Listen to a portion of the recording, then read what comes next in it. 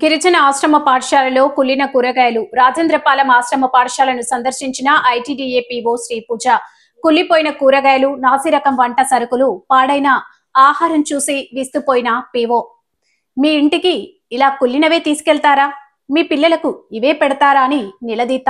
ఇప్పటికే food poison కారణంగా 41 మంది విద్యార్థినులకు అస్వస్థత. ఆసుపత్రిలో చికిత్స పొందుతున్న బాలికను పరామర్శించిన పీఓ. ఆసుపత్రి పరిసరాలు సైతం అధ్వానం. డ్రైనేజీ కంపు, దోమలు. సిబిఆర్ టీవీ న్యూస్ చైర్మన్ బొగ్గుల రాజు.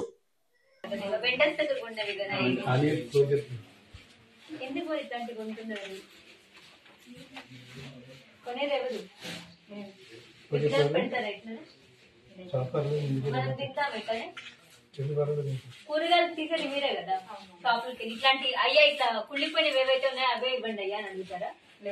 మరి ఏంది? What is this non sense?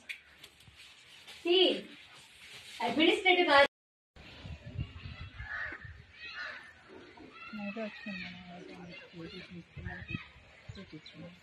నేను ఆ విషయం మాట్లాడలేదు. అంటే నీకు ఇక్కడ ఏం జరిగిందో తెలియదు కాదు కదా.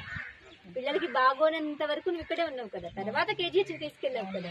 ఇప్పుడు నాకు చెప్పు, పాడైపోయిన ఫుడ్, ముందు రోజు ఫుడ్ అంత లోపల ఎందుకు పెట్టుకుని ఏం చేస్తున్నావు? అది ఇక్కడ బయట ఒక పర్సన్ వస్తారు మేడం, వేస్ట్ ఏమైనా ఉంటే ఆయన తీసుకుని ఇంట్లో ఉంటారు మేడం. ఎవరు వస్తారు అంటే